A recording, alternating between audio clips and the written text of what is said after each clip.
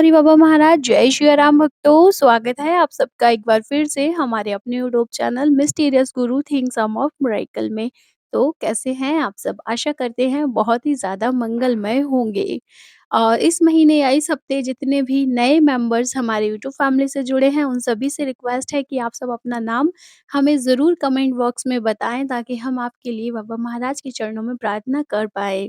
भक्तों, और आपसे एक बात कहनी है कि कई हमारे भाई-बहन ऐसे हैं जो अपनी प्रॉब्लम अपने नाम के साथ पूरी कमेंट बॉक्स में लिख देते हैं। तो उनसे मैं कहना चाहूँगी कि आप लोग अपनी प्रॉब्लम अपने नाम के साथ कमेंट बॉक्स में ना लिखा करें। देखिए, आपकी समस्या कहाँ होनी चाहिए? बाबा महाराज के चरणों में होनी चाहिए।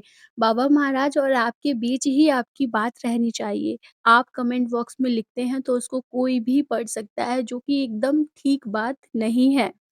भक्तों, आपको फिर से मैं बताना चाहूँगी कि यदि आप बाबा महाराज की शरणागति हैं, तो आपको ज़रूरत ही नहीं है दर-दर भटकने की या किसी से अपनी समस्याएँ कहने की। आप बाबा महाराज के चरणों में अपनी समस्या को रख तो दो एक बार, रख कर छोड़ो कि बाबा मुझे नहीं पता, आप जानो, मुझे कुछ नहीं पता। आपके चरणों में मैं हूँ, आप जो भी मेरे साथ करोगे वो बहुत ही अच्छा होगा और मुझे वो मंज़ूर है।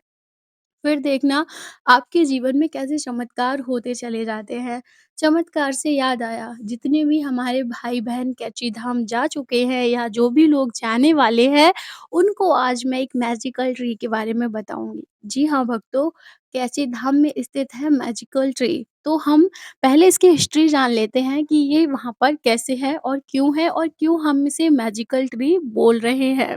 जिस मंदिर का निर्माण ही एक रहस्य के साथ हुआ है, उस मंदिर से चमत्कार होना तो एक बहुत आम-सी बात है। जी हाँ, भक्तों, हम सभी जानते हैं कि बाबा महाराज कैसे इस मंदिर वाले गाँव में पहुँचे और एक अनजान इंसान को उसके नाम से महाराज जी ने पुकारा और गाँव वालों को साथ ले जाकर उस छुपी हुई गुफ़ा को ढूँढ कर निकाला, जो सोमवारी बाबा की तपोस्थली थी। जी हाँ, भक्तों, इस मंदिर के इतिहास को जानने से आप समझ पाएँगे कि यह मंदिर कितना दिव्य है। इस मंदिर में स्थापित एक-एक चीज़ दिव्यता से भरी हुई है। हम इस मंदिर में केवल दर्शन के मकसद से ना जाएँ, हम इस मंदिर में जाएँ तो महाराज जी से जुड़ने के मकसद से जाएँ, अपनी किस्मत पलटने के मकसद से जाएँ। और जो भी भक्त महाराज जी के प्रति अपने मन में प्रेम भाव लेकर वहाँ जाता है, महाराज जी को मिलने जाता है, जिस भक्त का भी एक आँसू महाराज जी के लिए वहाँ गिरता है, उसकी आँखों से छलक जाता है, अगर वो महाराज जी को वहाँ महसूस कर पाता है, उन स्थानों पर देख पाता है कि महाराज जी यहाँ ऐसे बैठते होंगे, महाराज जी यहाँ ऐसे रहते होंगे, महाराज जी यहाँ ऐसे चलते होंगे, तो उसका दर्शन सफल हो जाता है, उस पर महाराज जी की अपार कृपा होती है भक्तों। तो आज हम जानते हैं इसी क्रम में कि मैजिकल ट्री कहाँ पर स्थित है और उसे हम क्यों मैजिकल ट्री बोल रहे हैं। जी हाँ भक्तों, बात है उन दिनों की जब महाराज जी श्री कैची धाम का निर्माण करवा रहे थे।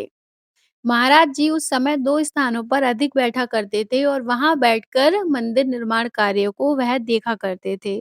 जिसमें पहला स्थान है वह पुल जो क्षिप्रा नदी के ऊपर से गया है, जिस पर से अब भी हम चलकर जाते हैं। दूसरा स्थान है वही मैजिकल ट्री जिसकी आज हम बात करने वाले हैं। तो जो पुल था वह पुल पहले लकड़ी का बना था, 2 लंबे-लंबे पेड़ों को आपस में मिलाकर ऐसे रख दिया था नदी के पार और उस पर महाराज जी कंबल डालकर बैठ जाया करते थे। और दूसरा स्थान तो हमने बताया आपको कि मैजिकल ट्री है। तो आप सबसे कहना चाहेंगे कि राम कैची के धाम नाम का जाप आपके मन में करो आप दर्शन तुम करने तन जाते मन हैं, आपके मन में में यह श्री राम उठता होगा कि बसायो किस घड़ी हम अतुलित मंदिर के बल अंदर जाएँ के और महाराज धाम जी के होए दर्शन कर तिन्ह पाएँ। धाम लेकिन चरण मैं आपको बता सदा दूँ, और जब भायो। आप वहाँ पर प्रवेश करते हैं, उस जगह पर प्रवेश करते हैं, तो वहाँ कण-कण में महाराज जी का निवास है। आप अगर महसूस कर पाएँ तो। सोचिए, वो पुल कितना दिव्य है जिस पर महाराज जी अपना अधिक समय बिताया करते थे। उस पुल को हमें नतमस्तक होना चाहिए उस पुल पर। महाराज जी को याद करना चाहिए और महाराज जी के दर्शन तो हमें वहाँ पहुँचते ही हो जाते हैं। वो तो हमारा मन है कि उनकी मूर्ति को देखना चाहता है, उनकी प्रतिमा को देखना चाहता है, उनके विग्रह को देखना चाहता है। तो वह पुल और वहाँ का कण-कण दिव्य है क्योंकि वहाँ कण-कण में महाराज जी निवास करते हैं। सारी चीज़ें महाराज जी से जुड़ी हुई हैं वहाँ की। तो अब हम जान लेते हैं मैजिकल ट्री के बारे में। देखिए भक्तों, जब महाराज जी उस ट्री के नीचे बैठते थे तो वह सूख चुका था क्योंकि उसकी जो आयु थी वो कंप्लीट हो गई थी। यह जो पेड़ है इसका अगर हम नाम जाने तो इसका नाम है उतीस का पेड़। जो कि उत्तराखंड के जंगलों में पाया जाता है और बहुत विशाल होता है। तो इसकी आयु पूरी हो चुकी थी और यह सूख चुका था। महाराज जी उसके नीचे बैठते थे। महाराज जी ने एक दिन अचानक पूर्णानंद जी से कहा कि पूर्णानंद, तुम इसमें 1 महीने तक पानी डालो और यह पेड़ पुनः हरा हो जाएगा, पुनः जी जाएगा। तो वहाँ जो भी निर्माण कार्य में मज़दूर थे, वह देखकर मन में सोचने लगे कि ये महाराज जी क्या कह रहे हैं? जो पेड़ अपनी आयु कंप्लीट कर चुका है, वह दोबारा जीवित हो जाएगा, केवल 1 बाल्टी पानी डालने से? जो इतना विशाल पेड़ है और जिसकी जड़ें पता नहीं कहाँ-कहाँ तक फैली हुई हैं और क्षिप्रा नदी वहीं पास में ही है, उसकी जड़ें क्या नदी से पानी नहीं पी पा रही थी? जो महाराज जी की 1 बाल्टी पानी से वह पुनः जीवित हो जाएगा? लेकिन महाराज जी ने बोला है क्योंकि महाराज जी ने वहाँ गुफ़ा ढूँढी थी और महाराज जी के बारे में सभी जानते थे कि ये साक्षात हनुमान जी के अवतार हैं, तो किसी ने भी संदेह नहीं किया। लेकिन मन में तो लोगों के चल ही रहा था कि ऐसा कैसे संभव है? और पूर्णानंद जी ने महाराज जी के कहे अनुसार वहाँ प्रतिदिन पानी डालना शुरू कर दिया, जल चढ़ाना पेड़ को शुरू कर दिया। और महाराज जी के कहे अनुसार 1 महीना होने से पहले ही उस पेड़ पर दोबारा से पत्ते आ गए और वह पेड़ दोबारा से जीवित हो उठा, हरा-भरा हो गया। भक्तों, सच में यह एक मिरेकल है। जो पेड़ अपना जीवन पूरा करके सूख चुका था, महाराज जी के कृपा से वह हरा-भरा हो गया और वो आज भी हरा-भरा है। यही है वो मैजिकल ट्री और उसके नीचे महाराज जी अधिकतर बैठा करते थे भक्तों।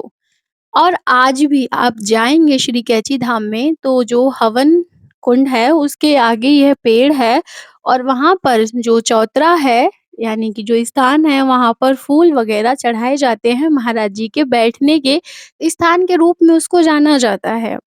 तो आपसे मैं यही बोलना चाहूँगी कि वो पेड़ बहुत ही दिव्य है क्योंकि वह अपनी आयु पूरी कर चुका था और वह पेड़ सूख चुका था।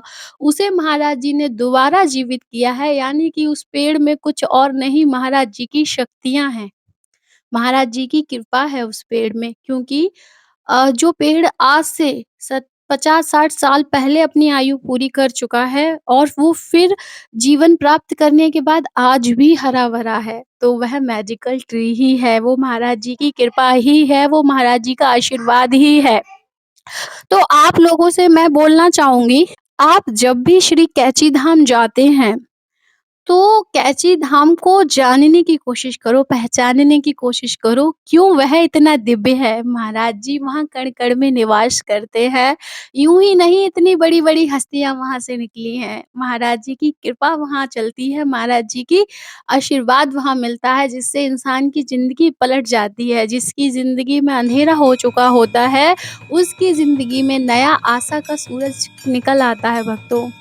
आप अगर वहाँ जा रहे हैं तो इस मैजिकल ट्री के नीचे बैठकर, अगर आपको टाइम मिलता है, नहीं मिलता है तो खड़े होकर महाराज जी को याद करें और आपके मन में जो भी आप विश लेकर श्री कैची धाम गए हैं वो वहाँ पर रखें। उस पेड़ के नीचे बोलें और पेड़ को टच करें, वहाँ पर माथा टेकें। आपकी विश ज़रूर पूरी होगी क्योंकि वो पेड़ नहीं है, वो महाराज जी की शक्तियाँ हैं। इस बात का मैं आपको एक प्रमाण और देती हूँ। जब स्टीव जॉब्स के पास मार्क जुकरबर्ग गए थे अपनी समस्या को लेकर, उनका फेसबुक जब बिकने वाला था, तो स्टीव जॉब्स ने उनसे कहा था कि तुम भारत में जाना। भारत में उत्तराखंड में नैनीताल में एक कैची धाम मंदिर है, वहाँ जाने से लोगों को नई ऊर्जाएँ और नई दिशा प्राप्त होती है। वहाँ सबकी ज़िंदगी और सबकी किस्मत बदल जाती है। तो वह बा उनकी बात सुनकर मार्क जुकरबर्ग यहाँ पर आए थे, और जब वह यहाँ आए थे तो उन्हें महाराज जी नहीं मिले, महाराज जी पंचतत्व में विलीन हो चुके थे। फिर भी उसके बाद वह यहाँ 2-3 दिन रुके हुए थे। उसके बाद वहाँ से जब यह लौटे हैं अपने देश में, अपनी कंट्री में, तब इन्होंने फ़ेसबुक में 4 चाँद लगाए हैं। आज फ़ेसबुक कहाँ है हम सभी जानते हैं। तो जो वहाँ पर एनर्जी हमें प्राप्त होती है, जो हमें नई ऊर्जा, नई दिशा मिलती है, वो इस वृक्ष के नीचे से ही मिलती है। क्योंकि यह वृक्ष अपना जीवन समाप्त कर चुका था, महाराज जी की शक्तियों से यह पुनः जीवित हुआ है, और इस वृक्ष में महाराज जी की शक्तियाँ ही दौड़ती हैं और कुछ भी नहीं। तो आप जब भी श्री कैची धाम जाएँ, इस वृक्ष के नीचे अवश्य 2 मिनट रुकें, 1 मिनट रुकें, और अपनी जो मन में प्रार्थना है उसे दोहराएँ और महाराज जी को वहाँ महसूस करने की कोशिश करें। आपका काम 100% बनेगा ही बनेगा। मैं महाराज जी से प्रार्थना करती हूँ कि आप सभी के मनोरथ महाराज जी पूर्ण करें।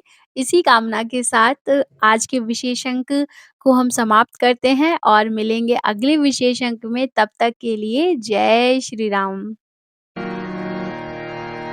हरे राम राम राम सीता राम